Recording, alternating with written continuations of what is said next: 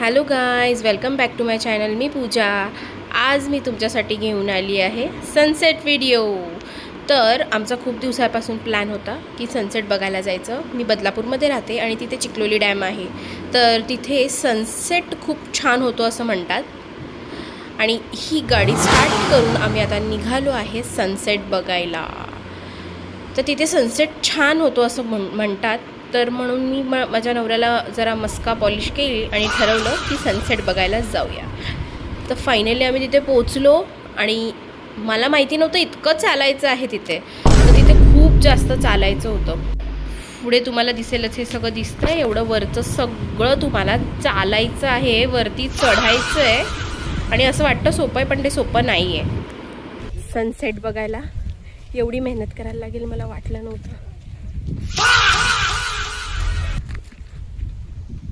हे एवढं सगळं चालायचं आहे आणि मग आपल्याला फायनली इथून छोटासा दिसतोय, पण माझ्या कॅमेऱ्यात कॅप्चर होत नाही आहे.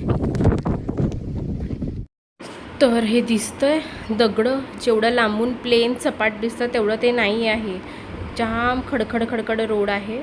आणि हा रोड दिसतोय तुम्हाला, मी चालते ते खूप स्ट्रगल आहे.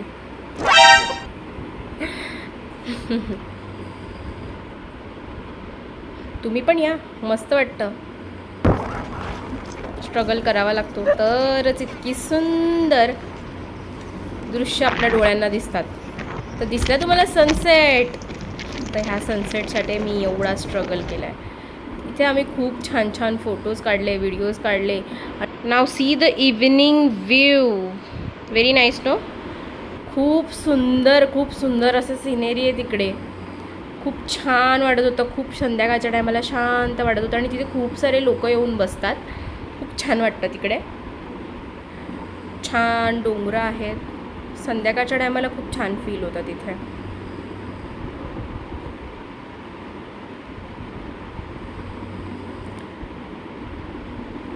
आणि हा सनसेट परत एकदा तुम्ही बघू शकता. खूप छान दिसतोय त्या सनसेटमध्ये.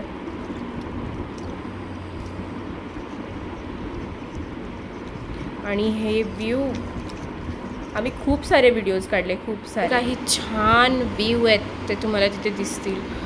किती सुंदर आहे पहा. तर कसं वाटलं मग सनसेट? मग तुम्ही कधी येताय सनसेट बघायला?